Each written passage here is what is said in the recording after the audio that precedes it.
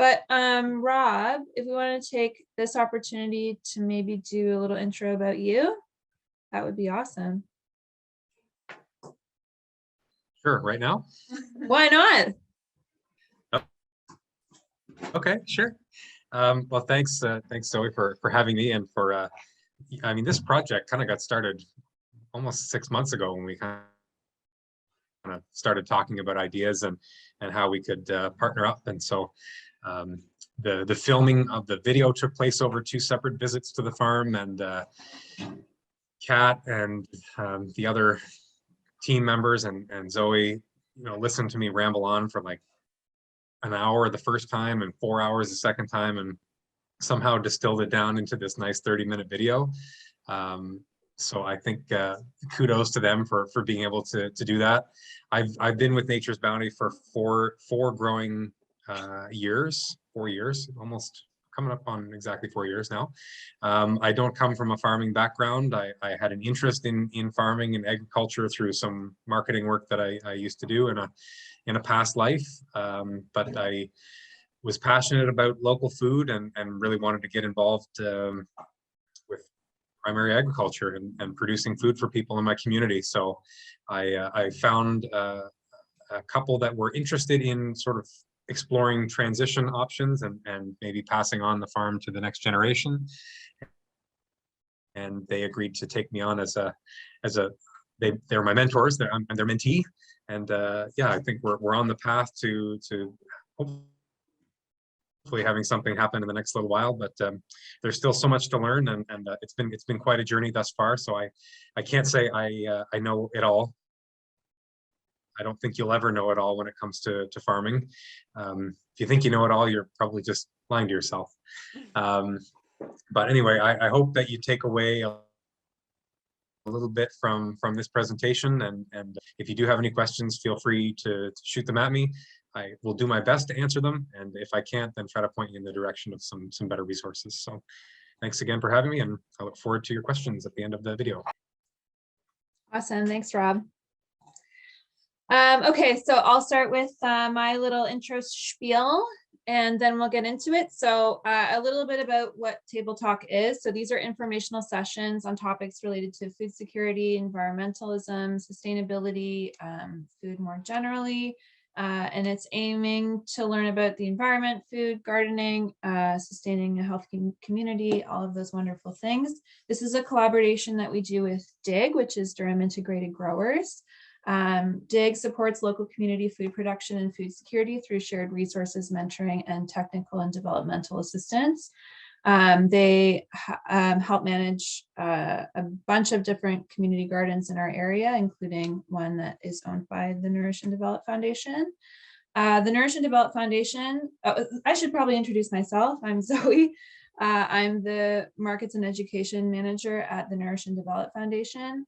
Here at the Nourish and Develop Foundation, our mission is to enhance local food security and promote self-reliance through collaborative programs and partnerships. This looks like a food bank, social supports, a mobile food market, women's services, a community garden, cooking classes, advocacy, educational workshops like this one, a seed library, night market, lots of stuff going on all the time. I mean, this might be a typical apple farmer answer, but I like all of them for different reasons. And each one has its own peak season. So, a Honeycrisp a week ahead or a week behind its optimal time is kind of, for me, just, another apple. But at its peak, it's like second to none. It's an amazingly sweet and tart, crunchy, juicy apple. It eats like a peach, like you have to eat it over the sink because the juice is running down your hand. And, so that's probably one of the ones that I wait for the most all season long. So. That sounds awesome. Yeah. My name's Rob Alexander. I'm the general manager here. So Nature's Bounty is a 100-acre mixed-use farm. Our primary crop is apples. We grow 25 acres of orchard with over 20 varieties.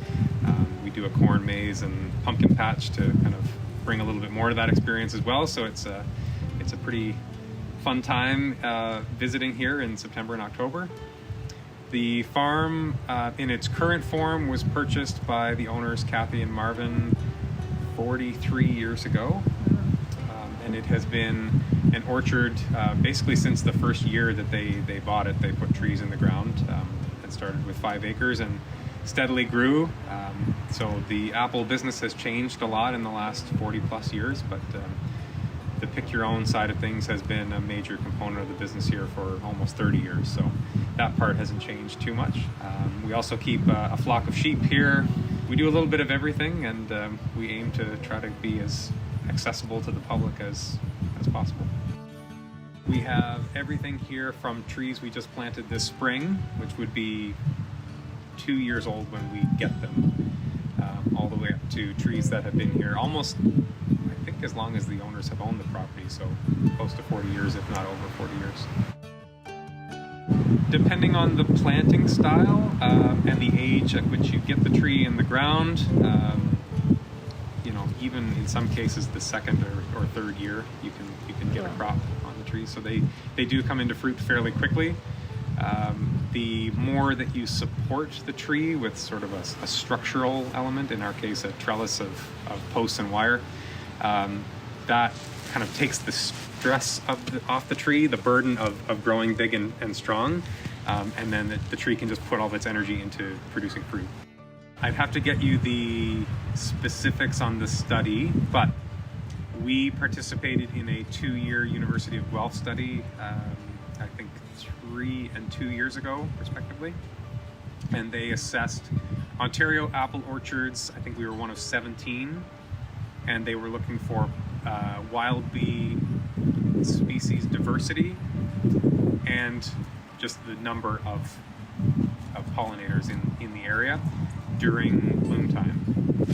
And we have they're in the most abundance and the widest array of species of wild pollinators that came up in that study. So, we don't spray herbicides to kill, say, dandelions and things like that are growing in the grass and underneath the orchard, because dandelions in particular are one of the first food sources in the spring for the wild bee population. We've dedicated 5 acres of the property to woodland area, grass area, just to give kind of a designated habitat.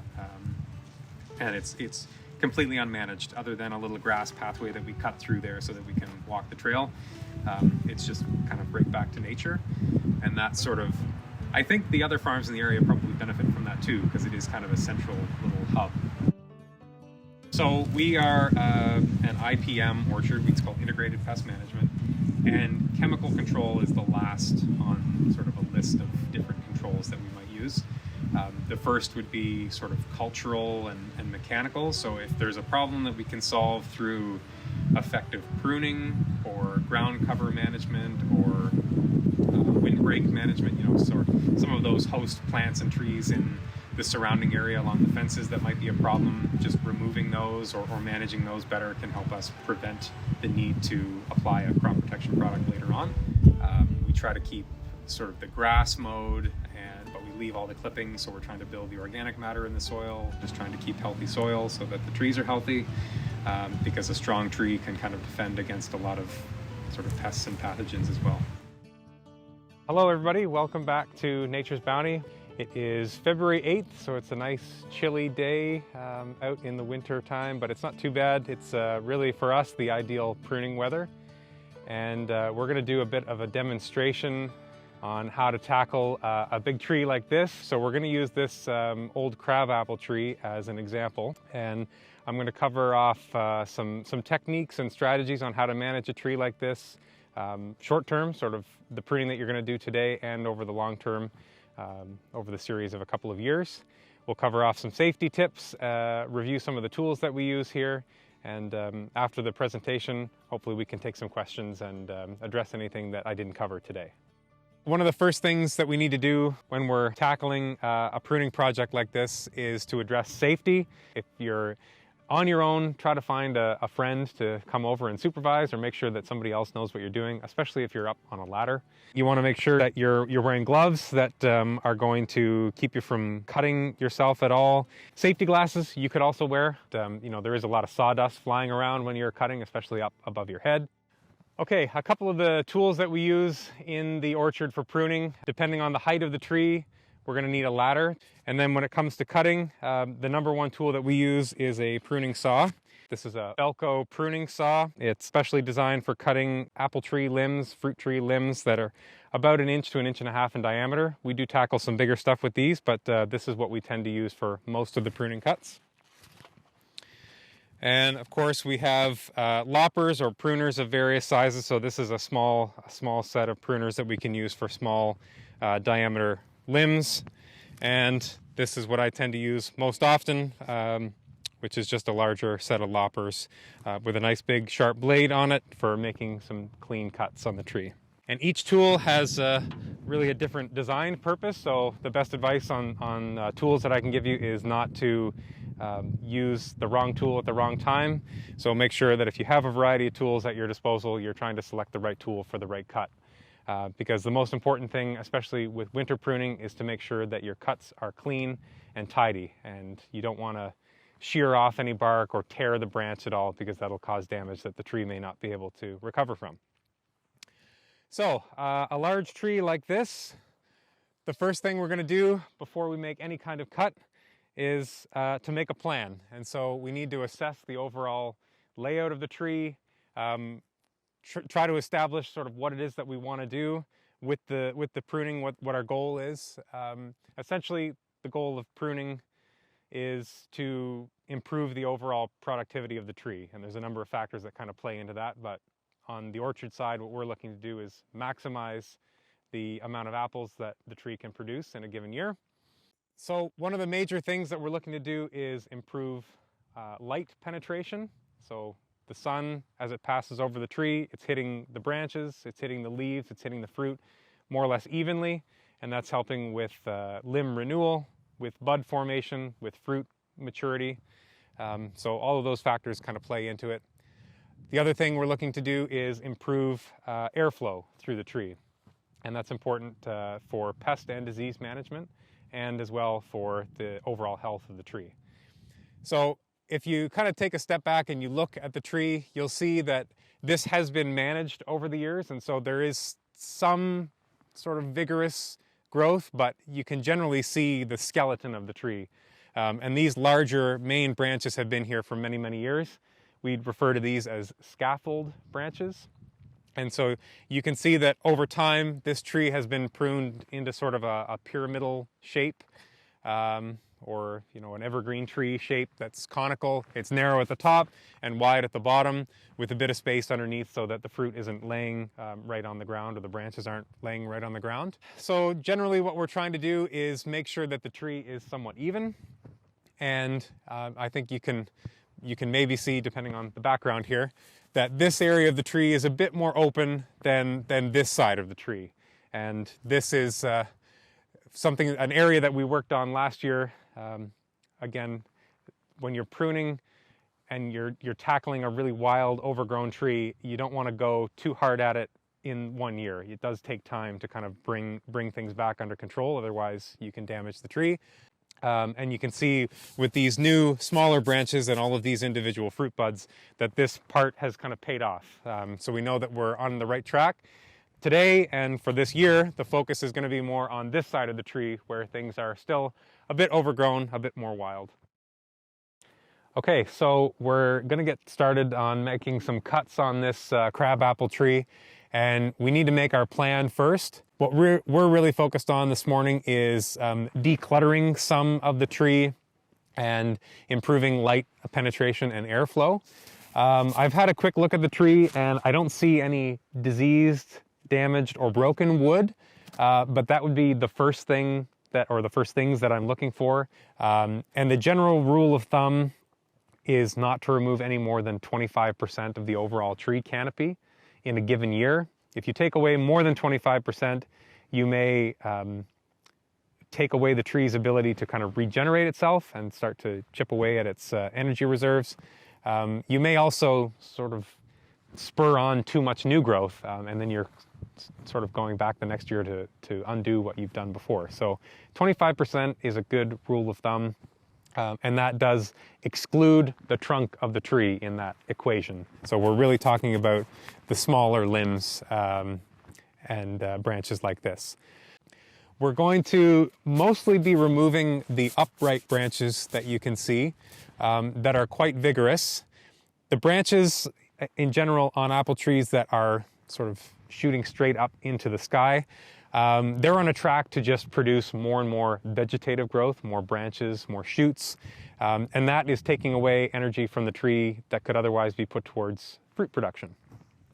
And you'll notice these small little cone shapes or almost thorn looking things. These are the fruit buds.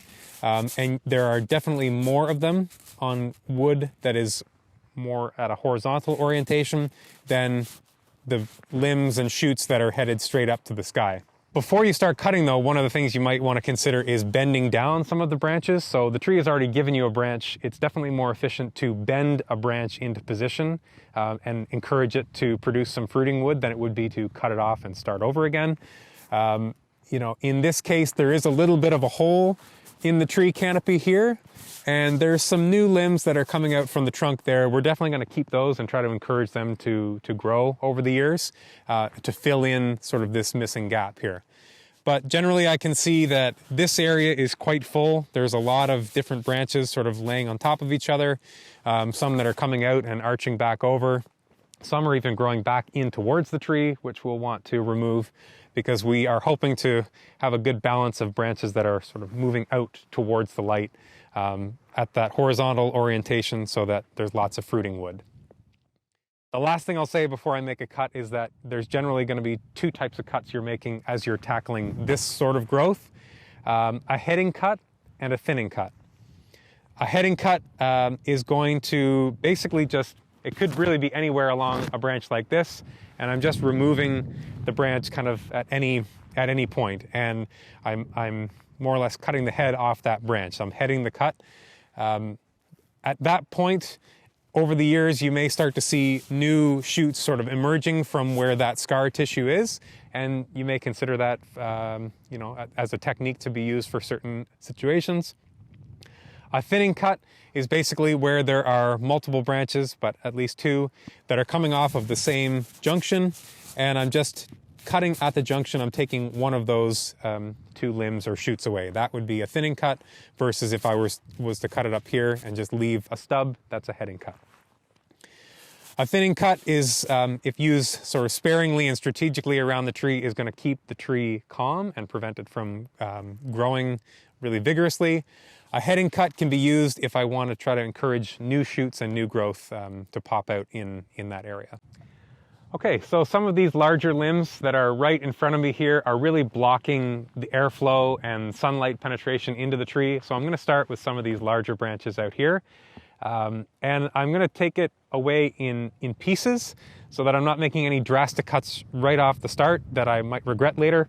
Because I can always cut a little bit more off or go a little bit farther back if I decide it's not quite enough, but I can't really glue the limb back on the tree if I've removed it already. So just going to try to untangle this in here a little bit. Start to cut. Even pressure, making sure that the saw is doing the work. So this branch is off, and you can see a little bit of rubbing here. So this is somewhere where disease might find a home. So if I'm looking to remove diseased and damaged wood as number one, limbs that are resting on top of each other or rubbing, that's number two. I want to get rid of those. So this limb here is quite a bit larger than the rest. Again, it's flopping over top of the others. It's shading everything underneath. There's a few fruit spurs here, a few buds, but really it's quite vegetative. So it's not really doing much in terms of giving me any apples. So I'm going to take that one off too.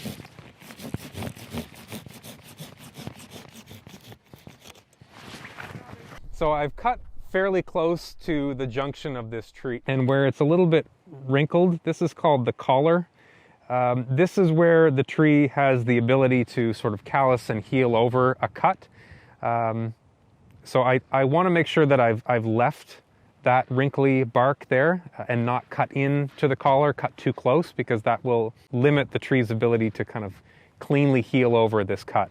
And you know, I don't mind that this little shoot is remaining here, because this might give me another branch that I can have some fruit on in a couple of years.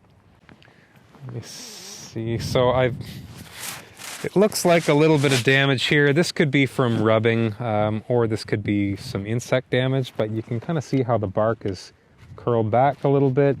It has calloused over, so the tree is repairing that area of the tree, but or that area of the branch, but it's a little bit low to the ground, and I don't want any apples right on the ground either. So, you know, little things like this I might come back and clean up.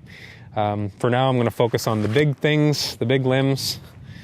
So this one here is a little bit large. It's really coming out, and it's sitting over top of lots of other nice fruit here. So I think what I'll do is head this back and just leave it.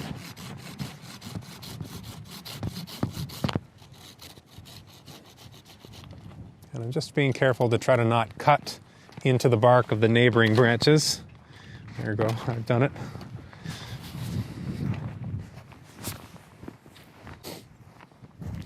So to speed things up a bit, I'm going to bring out my loppers here, because I know that some of these other upright shoots, I don't need the saw for those.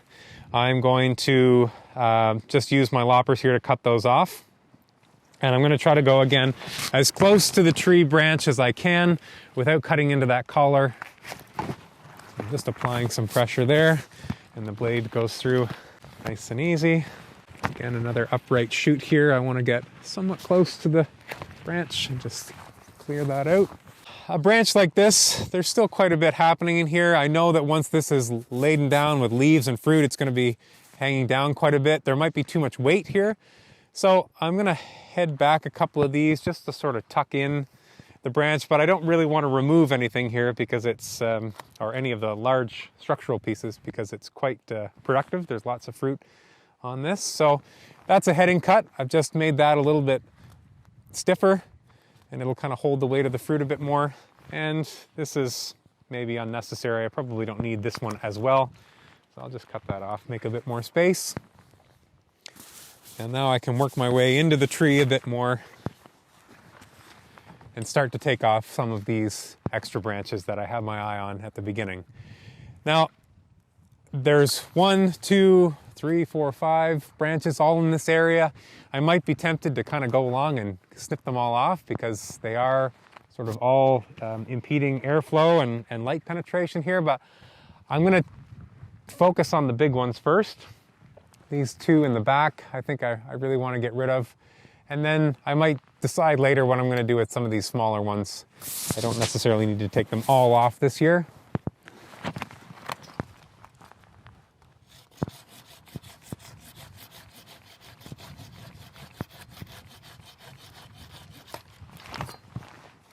You can already see that that made a pretty drastic impact just in that one section of the tree. So I'll probably take 1 and 2 and leave that third one. And that way the tree is still in balance in this area.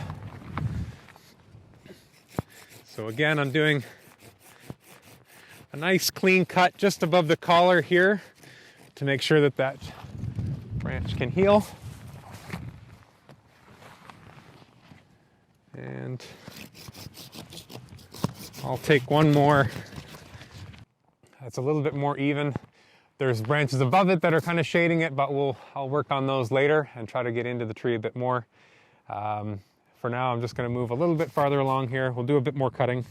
This large upright branch here, limb, so if I'm going to cut this branch off, I can't just leave the remaining piece here with nothing else on it, because it's either going to grow really vigorous shoots all over the place in different directions, or it may just start to rot, and that is not something that I want to deal with later on. So if I'm taking this off and there's nothing else, then really what I need to do is come all the way back here and cut it off at the next junction so that the tree still has it can redirect its energy elsewhere. So I'm going to get underneath here. And you can see from the rings on the inside of the tree, of course, this branch has been around for a few years, but it's time for this one to go and be regenerated.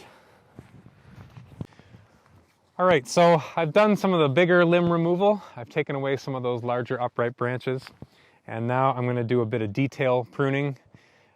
So some of the smaller limbs that are really cluttered, really laying on top of each other, I'm going to pick and choose a few of these to go and try to leave some others. I will be looking to get rid of anything that's really low and dragging on the ground, because if it's already touching the ground, once it's got apples on it, it's just going to be down there, and so there's no point in growing fruit on the ground. So this is a smaller branch, but I'll take that away.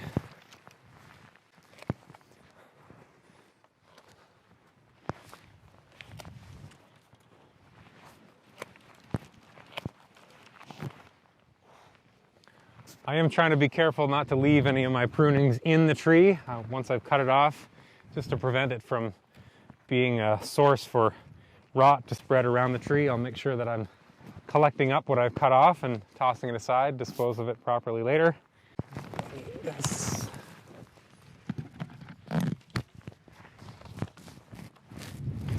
This is still a bit busy, but I have made quite a few cuts in this area, so I don't want to do too much more. Definitely some improvement in this working area that I've been at. Tried to clean up what was resting on the ground, tried to thin out some of the extra branches that were shooting right up into the canopy and preventing airflow, and remove some of the extra dangling branches that were shading out the branches underneath. So there's always a little bit more you could do, but the important thing is to try to keep that 25% rule in mind. And knowing that I've got more work to do up top, maybe a little bit more work to do around the bottom and the back, I don't want to spend too much more of my time making cuts here, only to not be able to address some of the other issues in the back. So I've basically finished up pruning. There might still be a bit of detail work for me to come back and tidy up. But generally, all of the larger limbs that I wanted to remove, especially on this side of the tree and at the top, I've more or less addressed. And you can see the pile behind me. It may not look like that much in terms of a before and after, but when you stand back and look at the pile of material removed, it is quite a bit. We'll call that 25%. So I don't really want to do much more than that this year.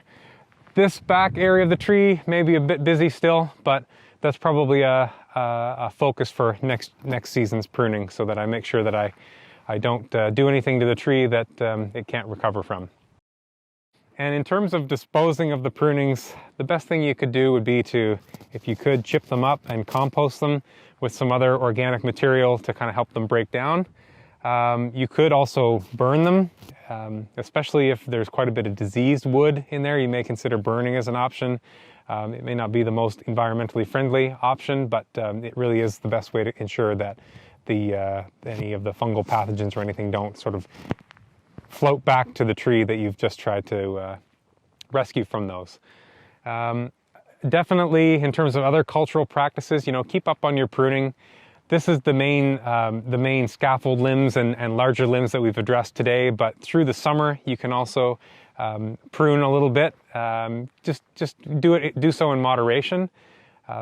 As new shoots emerge and areas of really vigorous growth pop up, you can come back and kind of clip some of that out, just to maintain that light penetration and airflow through the summer and into the fall. You want to remove any leaf litter that's under the tree. Scab is probably the #1 disease that will affect the backyard orchardist. It affects the commercial orchardists as well. But scab overwinters on the leaf litter, and then in the springtime, after a certain amount of wetting hours, it will shoot back up into the tree canopy and reinfect the leaves and the fruit subsequently. So a very simple thing to do is just rake out your leaves and compost them or mulch them as you would your prunings as well. Yeah. Let's go over into these Honeycrisp here. So just for the sake of comparison, you can see the large crabapple tree in the background behind me. This is a lot more working with the tree and kind of managing its natural growth habits, whereas this style is using purposely selected rootstocks that will keep the tree quite small and compact. They have a nice branching habit, so they'll put out lots of new branches every year. And This style of pruning, when managing these trees, as you can see, there's not that much difference in the caliper of the branch or the diameter of the branch from top to bottom. And that is on purpose. Every single wire here that we've trained a branch to, whether we've tied it or we've sort of roped it around or woven it around, is to give that nice structure to the tree and make sure that everything from top to bottom gets even sunlight and airflow. So this is a very structured type of tree, but we use a few different cuts in this style than maybe we would back there. And that is to sort of encourage the tree, maybe even force the tree to grow new limbs where we've removed them previously. And so if we use a technique called a bench cut, then we cut the branch off near the trunk, but we leave quite a bit of wood sort of remaining around the collar. And the hope is that somewhere in that little stub is a latent bud that will form and then push out a new shoot.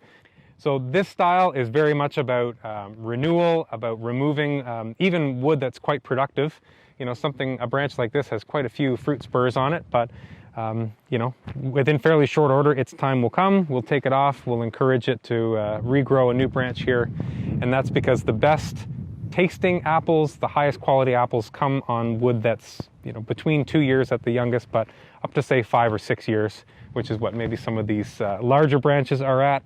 And the lifespan of a tree like this is somewhere around 25 to 30 years, whereas the lifespan of an older, say, standard tree or less dwarfing rootstock is 50, 60, 80, even 100 years or more, depending on the tree. So to close things out, I'd maybe offer just a quick recap. You know, the best thing to do before you tackle a pruning project like this is to make a plan. Know what you want to cut off before you get sort of cutting away at things. Make sure you have the right tools and that they're sharp. And keep in mind that really a tree like this, or one that's maybe similar in your backyard, has been around for a long time, and it's probably had much worse things done to it, either by nature or by previous owners. So don't worry too much about making the right or the wrong cuts or choices in terms of your pruning style. Apple trees are fairly forgiving. If you do something that the tree doesn't like, it'll probably let you know, but there's always a chance next season to go back and correct it. And you may consider keeping a journal or even a video log or some photos or something of your tree pruning year to year, so that you can reflect on what it was that you did in a previous year. And you can compare the effect of what you cut off last year and what the result was, and then sort of tweak your technique as you go along. The internet is full of resources for pruning. There's some great universities out there that put out a lot of content. You know, Washington is a really huge apple producing region. Cornell University down in New York, they have a lot of really great content. OMAFRA would be our local source for Ontario-centric pruning and orchard care guidance. And there's a lot of YouTube videos out there as well that can kind of walk you through the steps that I've shown you today. So do your research, but don't be afraid to get out there and get your hands dirty too. Because certainly analysis paralysis is a real thing. You can get so focused in on the small details that you get into your head a bit. So don't be afraid, get out there. The tree will forgive you. And hopefully, if all goes well, you'll end up with a nice, delicious crop of apples in the fall.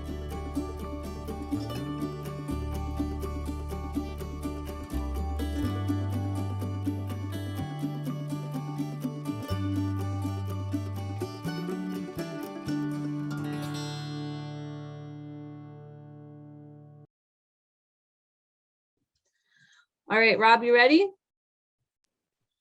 Ready as I'm ever going to be. Amazing. Fire away.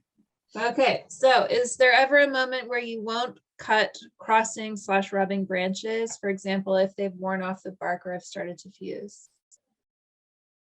Where I won't cut them off. I would say the only thing is depending on the size of the tree. So a big tree like I was dealing with in the video, no qualms with removing branches that are rubbing or resting on top of each other, because there's so much more tree canopy there to make up, like the tree won't notice. If you've got a very small tree that you've just planted a few years ago, again, keeping in mind that 25% rule, that you know, it may not be the worst thing as long as it doesn't look cankered or infected. If it's just a bit of bark rubbing or something, maybe, you know, you may have bigger problems to deal with that, you know, that could be secondary. Does that make sense? Yeah, it does make sense. And then I also wondered, sorry, just in context to that question, sometimes older branches I find have crossed for so long that they've like created a wound. And is there a moment where you don't cut that off at all, or cut one off, or should you cut both off? It depends. I think, okay, like everything about this is going to be case by case. Yeah. I'm trying to picture in my mind what it is that you're talking about, and I think, you know, if there were two branches and you were really set on only taking away one, that if they were laying sort of across from each other, you'd want to take away the bottom one, because presumably the wound is on the bottom of the top branch and the top of the bottom branch. And if you leave an open wound upright, that's going to be where water is going to sit, and that's where the bark is going to start to rot away, and then that's going to become a center for rot. That doesn't mean that the downward facing wound, the same thing wouldn't happen, but I just think the likelihood is far less. So yeah, I would steer towards taking away the bottom one for that reason. Awesome. Thanks, Rob. Before we get to the next question, I just want to say, if anyone does have a question that comes up, please feel free to put it in the chat. If you should be seeing that on the kind of right-hand column of your screen for those who aren't Zoom literate. If you can't figure it out though, just if you want to unmute yourself, you can also ask your question that way.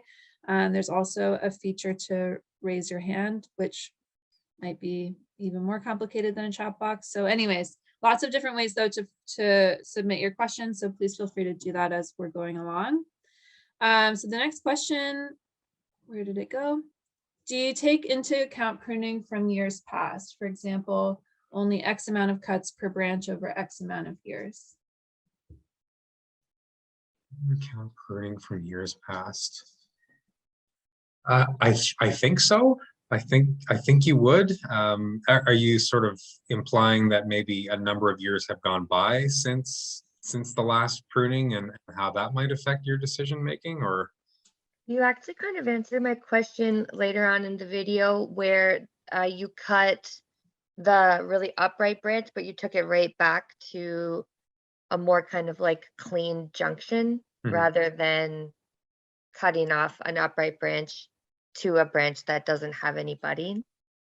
But I know sometimes gardeners will look at pruning from like a 3 years past perspective and see how many cuts were made on that branch over the last 2 years, and that might indicate making certain cuts this year. Does that make sense? yeah, I mean, you got to have a really trained eye, in my experience, and I'm not saying that I have this trained eye, to be able to look at the way that a wound has healed over and say, that was cut 2 years ago, that was 4 years ago, that was just last year. I mean, you can basically tell if there's a lot of callousing, that maybe it's older versus no callousing is newer. But I think really it's more about how does the branch look now. So if it looks like a lot of cutting has happened and there's not a lot of new growth, not a lot of new shoots coming off of it, then maybe just leave well enough alone at that point. But if it's really kind of getting crazy and overgrown, I mean, depending on the circumstances, again, you may consider taking the entire limb off and starting over. Because sometimes, depending on the cultivar, different trees have different responses to pruning. Some trees, it's like, you know, shedding off a heavy coat on a hot day. It's like, oh, thank you. You know, they breathe a sigh of relief and they can focus on being more productive.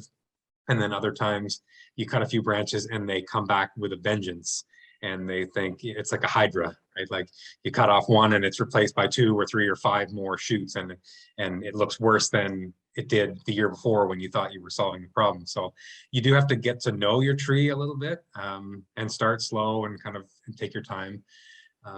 But that's the point I made at the end of the video of either take some photos or a little journal or something, just so you have something to reflect on the next time you go and do some pruning, because it's very easy to forget year to year. Okay, what exactly did I do, or what was my approach last year? Why did I make all those cuts? Was the tree covered in disease or rot? Was I just trying to space things out? Was I trying to, get rid of some of the vegetative wood and try to get a few more branches into more fruiting wood? So I don't know if that answers your question. Yeah. Next question, any tips for balancing the form and production of fruit trees that are also ornamental features in a garden? I might be biased on this. I think a well pruned and well managed tree is the best looking tree that you can find. I mean, there's sort of a romantic idea around kind of overgrown and wild orchards too, but likely if you're keeping a tidy garden, you're probably focused a little bit on both form and function. So keeping up on your pruning is going to help the tree look its best, but also if you want to keep the tree in balance, part of that exercise is allowing it to fruit every year. Most trees, if left to their own devices, will fruit every other year. They're biennial by nature. Some commercial cultivars are more or less prone to that, but if you prune and then you thin off excess apples, the tree will produce a crop that year, and then we'll be able to put a bit of energy into new fruit buds for the following year. And so every year you get a smaller crop than you would if you just left it and had a great big crop one year and then nothing the next year. But if you're into that biennial cycle and your tree is in an off year, the tree is going to put all of its growth or all of its energy into new growth, branching and foliar growth. So then you might end up with a really big bushy shrub kind of thing, and then you got to go back and cut a bunch off. And so part of keeping the tree in balance year to year is that pruning exercise. Awesome. Brian has a question. How late in the season can you do winter pruning?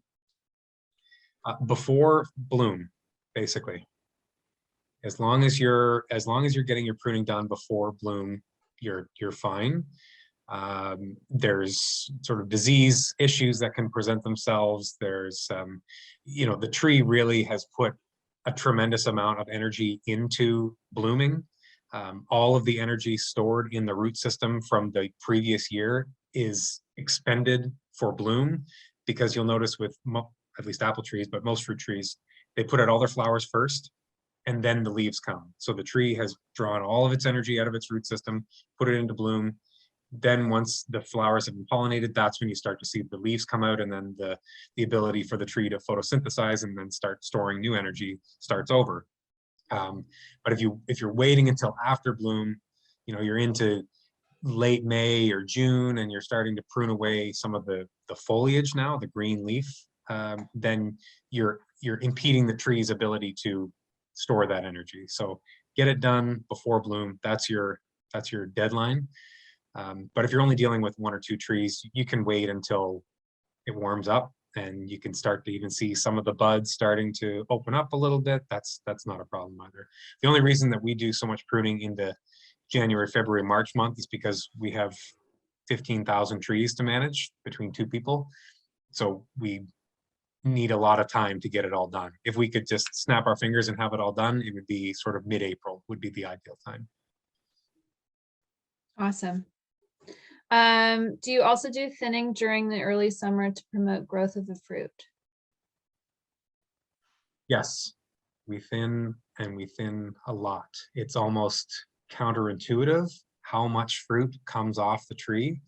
Each cluster will put out a single large flower in the middle and then 5 lateral blooms around it.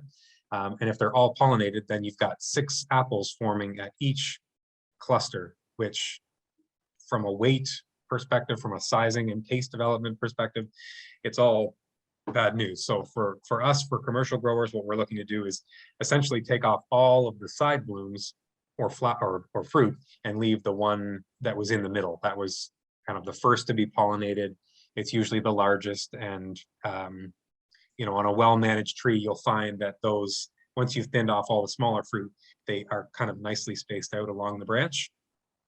The caveat there is not all apple trees are spur bearing, so not all of them will have a fruit bud kind of along the branch. Some of them are tip bearing, which means that if you go along and you snip every single branch to kind of tighten it all back, and the fruit bud was at the end of that branch, you've effectively cut away all of your fruit too. So that goes back to knowing what cultivar you're dealing with, or at least knowing what its habits are. If you see all the fruit growing on really long, weepy, wispy branches and dangling down at the end, that's more of a tip-bearing apple tree versus something that has lots of kind of jaggedy, crusty little spurs all over the place, and the fruit is off of those. Those would be spur-bearing. Awesome. Just for anyone who's just returning from watching the YouTube video, if you have any questions that have come up or are coming up during this Q&A period, please feel free to put them in the chat, or to raise your virtual hand via Zoom, or to unmute yourself and ask your questions. But our next question here comes from Lorraine asking, do you find growing on the wire is easier to maintain the trees? Yes, but for sort of different reasons. For our operation, it comes down to labor efficiency.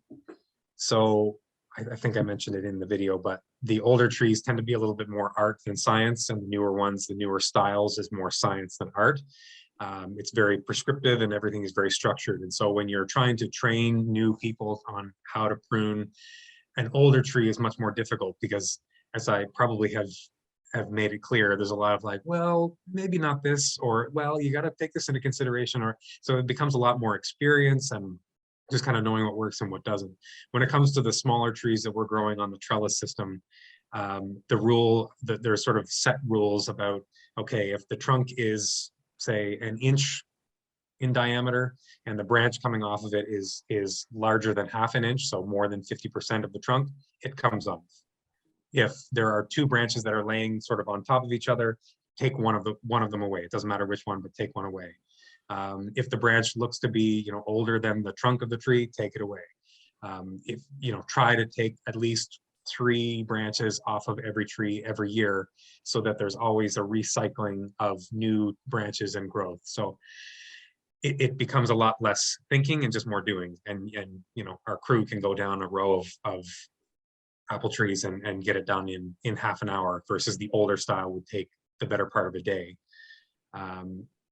You definitely see less yield per tree. So a great big old tree, you might have hundreds of apples on that tree, whereas the smaller ones, you're only going to have 50, 60 apples per tree. But again, with our commercial style of planting, we have our trees planted in some cases 2 feet apart, up to 3-4 feet apart. So the older style orchards, where there might be 100 trees on an acre of land, the new ones have, at least in our case, are like 1,400 trees to the acre. And some places in Ontario that are really pushing the envelope are like 4,000 trees to the acre. So it's just tons of trees packed in as close as they can be in the row. And the spacing between the rows is also like 10 to 11 feet, is about as close as you can get away with in that style. Crazy. Of hands. Brian, your hand went up first. You want to unmute yourself? Sure. First of all, thanks very much. This is great. I was wondering 2 questions about the dwarf and semi-dwarf trees that you have there. What is the distance between the branches that you trained? So would it be roughly 10 inches, 16 inches? And then secondly, because you are training them that way, your trees are growing really in 2 dimensions. So would you give any advice for trees that aren't trained, that are going to be growing in 3 dimensions, with regards to the spacing of the branches that you leave? Yeah, the more 2-dimensional you go with the system, the closer you can have your branches, because you've removed any shading or any impediments to kind of nice airflow through the canopy.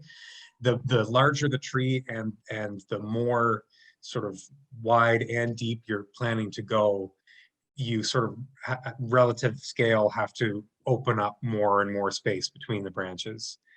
And so you likely wouldn't see a dwarfing tree sort of standing on its own. It's just, that's not what they're designed to do. They need to be supported. They thrive when they're tucked in close together with other trees. If you have larger rootstocks, semi-dwarf, or a standard tree that are going to grow, 12, 15, 20 feet high, it becomes a little bit of trial and error at that point, where if you just need to make sure that, I think harvest time is probably the best indicator of how much shading has happened. If you're picking your apples and you find, well, this is a red apple and it's all green, then it must have been completely shaded by the foliage. So of course the apple is still edible, but it may not have the best flavor, and the presentation is maybe not quite there. So you could make a mental note, okay, it was maybe this area was a bit too shaded, or maybe my branches are a bit too close together. Next year when I go to prune, I'm going to try to open up the gaps a little bit. I don't think there really is a hard and fast rule. I remember hearing an older farmer who was talking about a standard apple orchard said you should be able to throw a cow between the limbs, which is very large spacing between the limbs, if that wasn't clear. So but we get away with on the small the Honeycrisp trellis there, and the trellis beside it, they're about every foot, every 12 inches or so is a new wire. So we have 7 wires on that system, and then we do allow some to kind of come out into the aisle a little bit. When we put that system in place, the trellis style was new, but the distance between the rows was more old style. So we have 14-foot spacing between those rows. And if we cut it right down to exactly 2 dimensions, we really limit our production. So we've sort of got a bit of a hybrid where down below at the lowest wire, or at that level, which is about 2.5 feet off the ground, we do allow some of the branches to come out, say 2 feet off the trunk. And then as you go up the tree, it gets shorter and shorter and shorter to really, when you're pruning up to the top wire, it's like little stubs of, 3, 4, 5 inches. Awesome. Kira, do you want to ask your question next? I hope I'm saying your name right. I apologize if I'm not. Hi, I actually am Kira's mom. I have the question. We have an apple tree in our yard, and I'm curious how we can preserve it. Say we don't end up always living here. Can we take some snips and splice them into some rootstock, or what options do we have? That is possible, but that is beyond my experience. And I know that grafting is something, it's not a lost art. It's just not something that I've ever done or been trained to do. We usually send our shoots off to a nursery that buds them onto cultured rootstocks. They're basically grown in test tubes and laboratories in very sterile environments.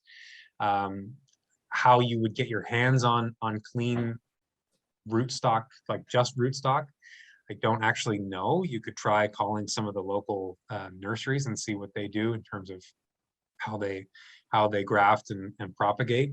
There are, with mixed results, you could buy a grafted tree already, a small tree, and you could graft your new, or the tree that you have, you could graft a sample of that, a shoot on, use the existing tree to kind of supply power to the rootstock as the new shoot takes hold and starts to grow.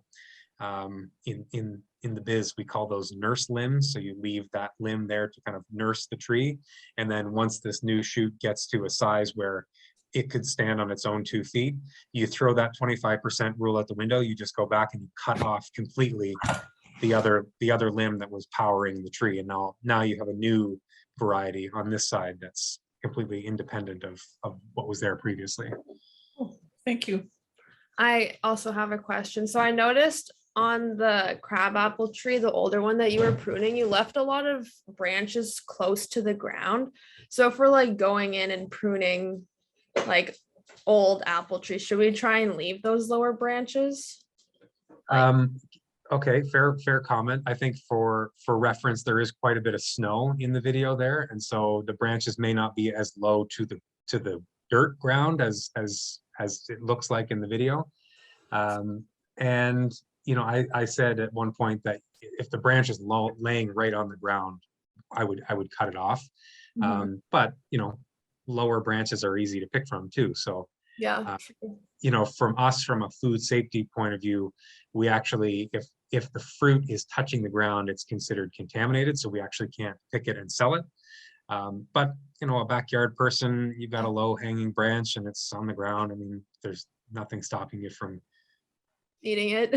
running a little bit of water over it, cleaning it off. It may taste a little funny because the earth actually does sort of impart a flavor to the fruit that you may not find that great.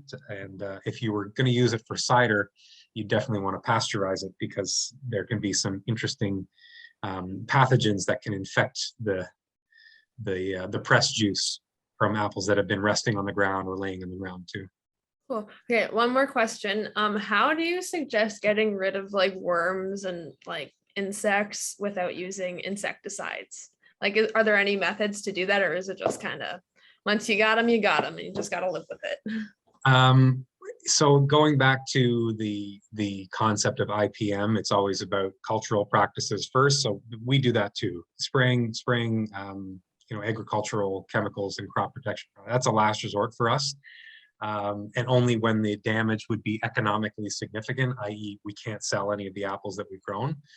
You know, for you, it depends on your mission. If you just want to grow the apples and you get what you get, then, you know, before you bite into the apple, cut it open and see how many worms are in here. If there's one and you can pick it out and you don't care, that's fine. If you want to eat around it or figure it's just extra protein, whatever. The average person in the grocery store, I'll actually, you know, 99% of them would find that repulsive and not accept it.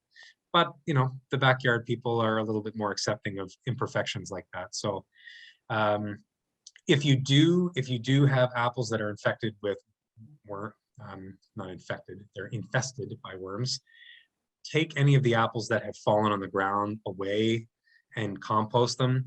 Apple maggot is a delightful pest that we deal with in Ontario, and its life cycle is that the babies, essentially the worms that burrow into the apples, they hang out there all winter after the apple has dropped to the ground, and then the new parent fly emerges as a fly and flies up into the tree and starts the cycle over again. So they're flies, they move. So if you're doing everything right in your backyard and you've got a crazy wild apple tree across the road and nobody's attending to it, chances are a fly is going to go from that tree over to yours, and you just may be kind of stuck with whatever you've got there. But you can always do, you know, some of those cultural things to try to, you know, remove any bugs or pests or disease that are right there in that sort of micro ecosystem under your tree, if that makes sense.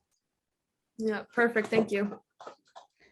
And there's certain products that they're still crop protection products, but they're not chemicals. We're talking about dish soap. We're talking about kaolin clay that, you know, if you really had an issue with bugs, the worms, it's a solution that you can mix up, and it's just a pulverized clay that you kind of mix into a slurry, and it creates a physical barrier to that apple that you can later just rinse off with water and it's fine. But it makes it so that the apple itself isn't as appealing to the insect. So there's lots of products out there that you can kind of look into, and sort of different little home remedies and homestead remedies that work to varying degrees of success depending on the scale of your orchard. Awesome. I want to go back to Kira's mom's question about propagation because Brian added air rooting. I'm wondering if you have any thoughts on that, Rob, as a form of propagation. I'm going to say that's a new one for me. Okay. I don't know anything about air rooting. If I tried to guess, I'd probably get it wrong. All right, CA has another question. Do you ever top apple trees? 3-in-1 apple tree. Top apple trees because it's just gotten so tall and out of control that you want to come back and kind of reset it a little bit. Is that, yeah. We've done that in our orchard as well. We have trees that are on rootstocks that are a little bit too powerful for the soils that they're on, and so they always want to be taller than what we want them to be. And before my time, I know, because we now deal with the implications of that. You go back, they went back and they probably hacked like 4 or 5 feet off of every single tree, right off the top, just with a chainsaw, off they went. And what happens is there's a compound in an apple tree called auxin. It may be present in other fruit trees, I don't know, but apple specifically auxin, and it's generated by the top limbs, and it trickles down through gravitational pull to the other limbs below. And auxin actually suppresses vigorous growth of branches below it. So you'll notice in all of our trees, they all have a central trunk, a central leader, and that one limb in the middle of the trunk of the tree is the dominant one, and it's basically sending signals down to the rest of the tree that I'm the boss, I'm in charge, don't mess with me. When you go back and you cut the top right off the tree, all of a sudden it's a power vacuum. There's nobody there to boss the rest of the tree around, and so you end up with this, depending on the vigor of your tree, you can have a huge flush of growth right up at the top. That doesn't mean that if your goal is to reduce the tree size by a few feet, that it isn't worth it. Just be prepared for the ramifications down the road. And if you've got, say, 20 new branches that are all of the same vintage, they all shot out as shoots that same year, the next year you might go by and prune out 3/4 of them, leave a few of the stronger ones, maybe bend down a couple of them so that they start to form fruiting wood, and that kind of helps to calm that part of the tree down. But if you just chop the top of the tree off and you leave it, it's going to be way worse than it was. It will exceed the previous height, and it'll be way less in control than it was before. And how do I feel about the 3-in-1 apple tree? So this is a Red Delicious grafted to a Mutsu, grafted to a Macintosh type of thing. I mean, if you've only got one tree in your backyard, I think it's kind of cool. You wouldn't catch me doing that on a commercial scale because, as I said, every tree, every variety has its own habits. And, at least I know if I can treat one row or one block of apple trees the same way, that gives me peace of mind. If every tree was sort of a clone of 3 different ones, that would be pretty tricky. But, if you don't think you'd eat 60 Red Delicious, but you might eat 20 Red Delicious and 20 Mac and 20 Golden Delicious, then, I don't see why not. Just be aware that some of the nurseries that are budding those are doing it more for the novelty and less about taking into consideration, how synergistic the growth habits might be. So they're not going to necessarily put the best complementing types of best complementing varieties together on the same tree. They're just grabbing random varieties and grafting them on and saying, hey, look at this, it's cool. Frankenstein. Okay, awesome. Any other questions? I don't see any in the chat. I'm wondering if anyone would like to have Robin answer any questions about your own trees.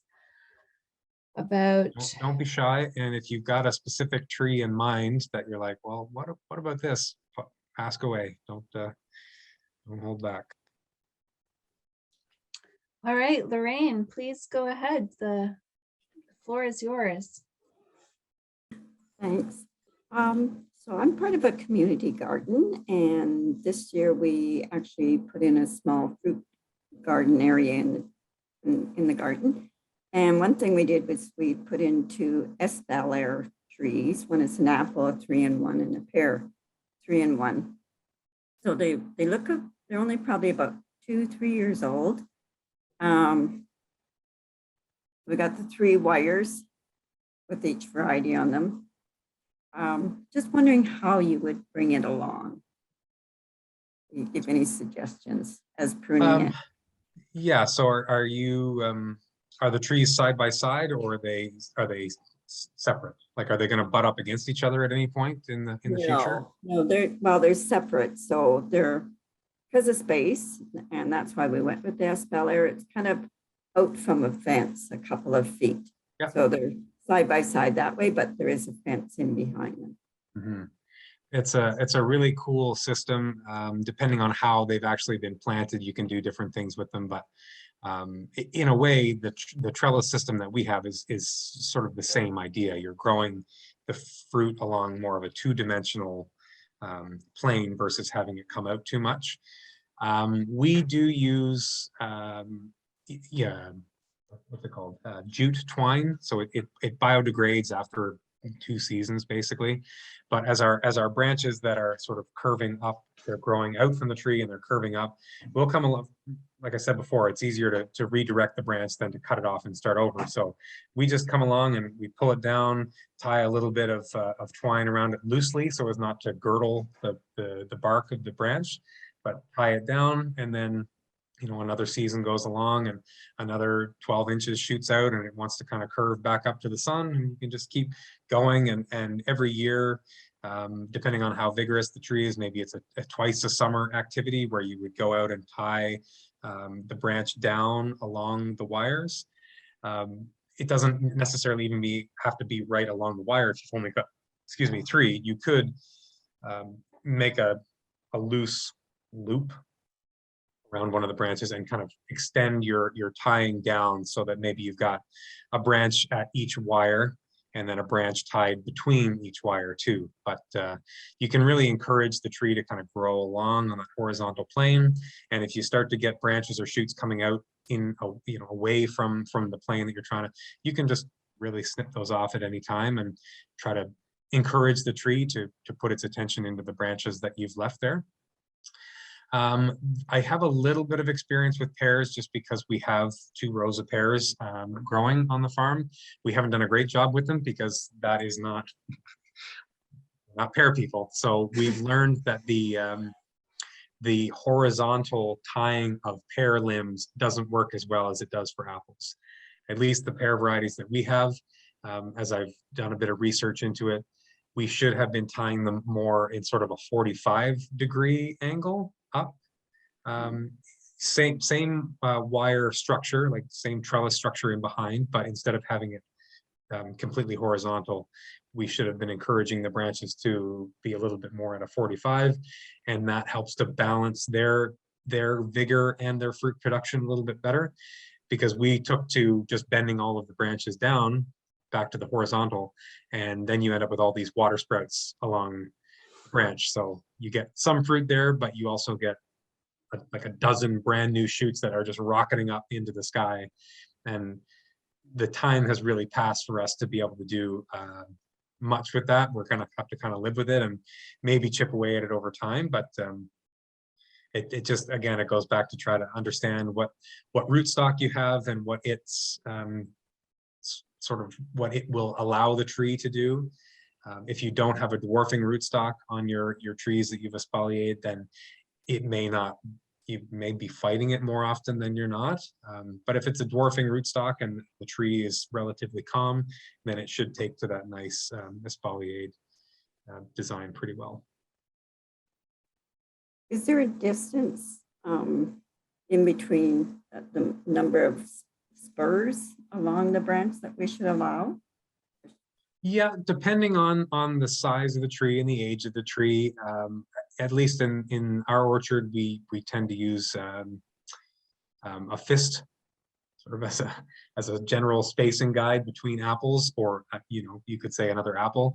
You wouldn't necessarily want there to be so many apples that they're banging up against each other in the wind and rubbing and getting bruised. So if they can kind of dangle freely a little bit and there's no neighboring apples right there that they're going to bang into in a wind, then that's good. There is some information out there in terms of, again, this does depend a little bit on the rootstock, but if you take the diameter measurement of the tree trunk at a certain point down low, say about a foot off the ground, then you can look to one of these sort of charts that say, okay, at this diameter, a tree that size should produce X number of apples. So we do use that as a little bit of a guiding principle for us too, and that helps us with our thinning. The tree is going to put out apples where it wants to. It's not always going to do exactly what we want. And so, you know, if all of the apples are up top and there's really nothing happening at the bottom, then we might make some exceptions for some of that bumping up against each other. Because if we apply our fist spacing rule and we remove all of the excess from the top, then we are way under what that tree could produce. And we end up with some issues there. So I don't know if that helps. Thank you. That's great. Awesome. Amanda has a question. What is the best way to stake and support trees without wires? I think you can get some, you know, just think about what you see when the city puts up a new tree. You know, it's usually kind of 2 stakes on either side, and you know, you can use garden hose, or you can use a string with a piece of garden hose just to give it a bit of a softer edge, so that it's not kind of digging into the side of the tree or the bark and again girdling it. But as long as you've got a little bit of structural support, you know, that way. Our previous orchard design, we used, call them pencil posts. They're 8 foot. In our case, they were pressure treated posts that you pound into the ground sort of a third of the way, and then you use some string or some rope or something to kind of support the tree loosely against that post. And so the post is really what helps to anchor the tree until it's sturdy enough to more or less stand on its own 2 feet. Awesome. The only Kira. thing Oh, sorry, go ahead. the only thing I'll add on that is do it when you plant the tree. It becomes damaging if you realize that your tree is kind of flimsy and whipping around a little bit after a season or 2. Then you go in and you drive a stake in right beside it to support it. It's probably not going to kill the tree, but it's likely going to damage the root system underneath. So if you put your support system, whatever it is, in right when you plant the tree, then the roots can kind of grow around those stakes or posts, and then you won't have any issues there. Awesome. Thanks, Rob. Kira, go ahead. What are some of the like biggest mistakes that people make in terms of like where they're cutting on the tree? Yeah. And like in terms of like crab apples, not like the little ones that you guys grow commercially. Yeah, the bigger style. I think probably the biggest one would be making not enough cuts, not pruning enough. And you know, there are trees that are sitting in fence rows and beside the road and on old abandoned orchards that are very old and they're still alive, and they produce fruit, you know, every year or every other year. So that gets back to the you know, you likely won't do too much damage to a tree by cutting or not cutting, because nature would likely do worse, nature and time. But I would say, you know, if your mission is to prune the tree and manage the crop load with pruning, and you know, try to avoid some disease and insect issues through pruning, it would be not pruning enough. Of course, the other flip side is pruning too much or making too many small cuts.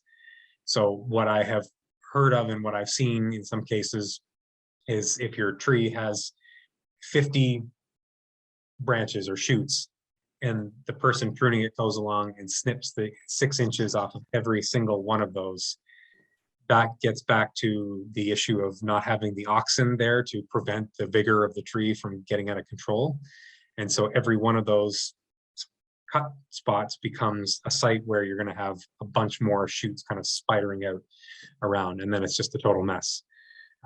So there is a balance between, you know, making some of those smaller cuts, they might be heading cuts, and making some of those more drastic cuts of taking 1 or 2 of the bigger limbs off the tree right back to the trunk and kind of allowing the tree to regenerate a new branch over time in that same spot. Great, thanks. And if there was a third one, it would be not making clean and tidy cuts. So if you want the tree to heal and you want it to, you know, survive the impact that you've had on it, make sure that it's a nice clean cut, that there's not a bunch of kind of furrowed, gnarly bark around it. Just try to give it the best start it can have when it's healing over. All right, Sia has another question. If you make a mistake and there's tearing at the cut site, what do you do? You know, for us, we don't sweat it too much. It happens. The only time you realize that your loppers are dull or when your blade is dull is when you have a little whoopsie like that. Then it's time to change it out. If you were really concerned about it, you could, so let's say the branch is kind of oriented this way and you've made a cut and the bark and some of the wood is sheared off on the bottom. So now there's this loose piece hanging underneath. You could go back with, you know, a bit of twine or something and kind of tie it together a little bit. Again, trying not to be sort of overly tight on that it would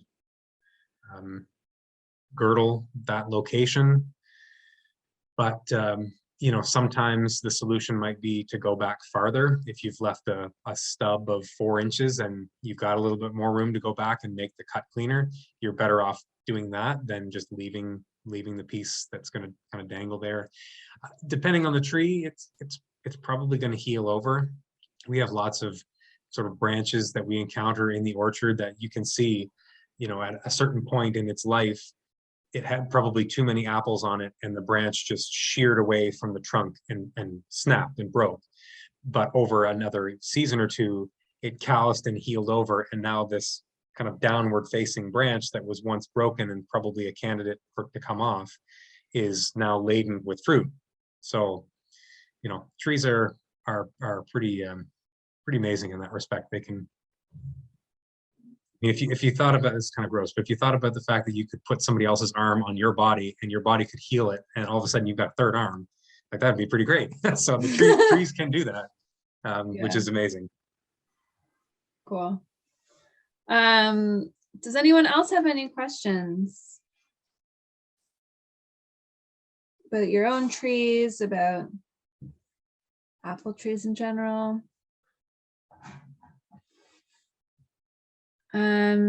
If not, Rob, I'm wondering if you wanna kind of have your closing remarks. If you want to share anything about Nature's Bounty in terms of where people can follow for updates, newsletters, socials, any events that you guys have going on. Yeah, I don't know where everybody's located, but yeah, likelihood is that you're not too far from us. We're just west of Port Perry, east of Uxbridge, north of Brooklyn and Whitby. So, you know, wherever that is relative to you, hopefully we're not too far of a drive away. If you feel like coming down to pick some apples in the fall, we do open in September and October, and you can come and check out the farm yourself. naturesbountyfarm.com is where you'll find our business online, and you can follow us on Instagram and Facebook. I do not a great job of updating people through those platforms, but I do what I can. And yeah, make sure that you take a look at the take-home guide that Zoe's team helped kind of polish up, but that was something that we developed a few years ago when we were offering more or less this pruning workshop in person at the farm on a March day.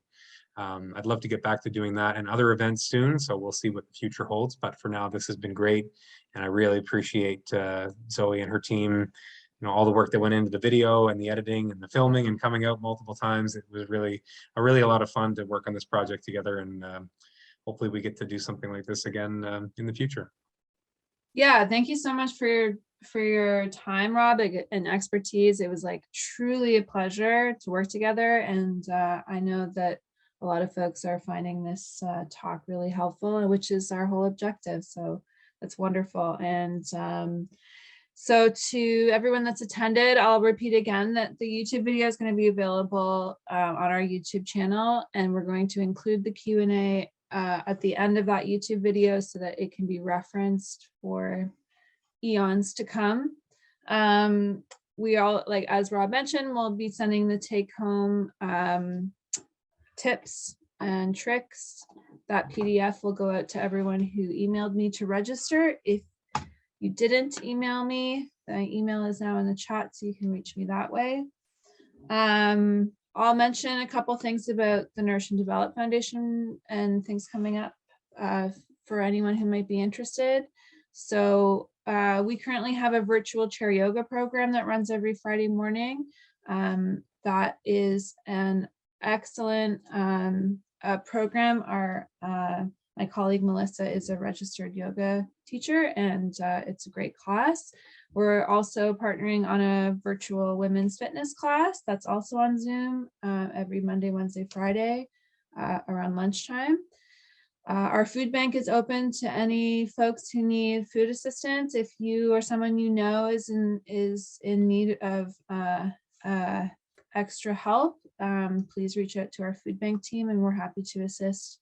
And our mobile food market is still out on the road despite the wintry weather.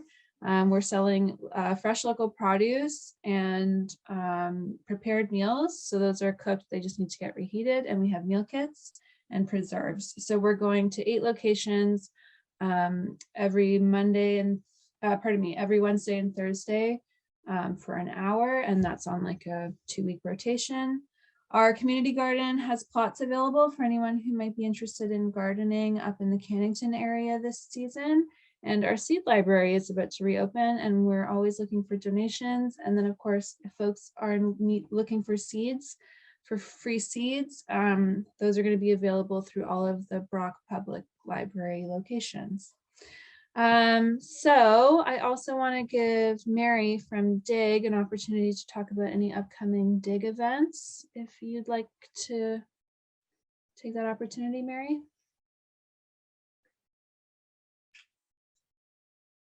You're muted though. Okay, there it is. It wouldn't come off. Yeah, thanks, Zoe. We don't have really any events. We're working toward our AGM at the end of March. And of course, we are in the process of doing a large interview on community gardens, garden projects within the region of Durham right now, and hoping that that information will become part of the environmental scan and some of the work that's being done by the Durham Food Policy Council. So we're hoping we will get out on tour this summer, and we're working still with TNDF on future table talks. So that's my next thing. Melissa has me out looking for the next speaker. So which it's a bit challenging right now to find the right person for what we want to do. So hopefully next table talk will be on, we're hoping it will be on,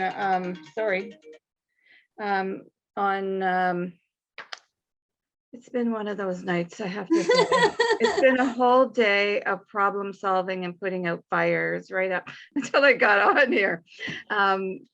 Yes, so what was I trying to say? We're hoping that it will be planning your garden, your backyard, whatever, wherever you plant for seed saving.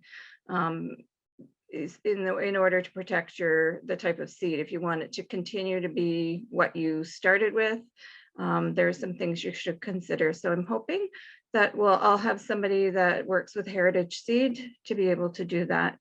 And I will let you know soon. Awesome. Thanks, Mary. Thanks.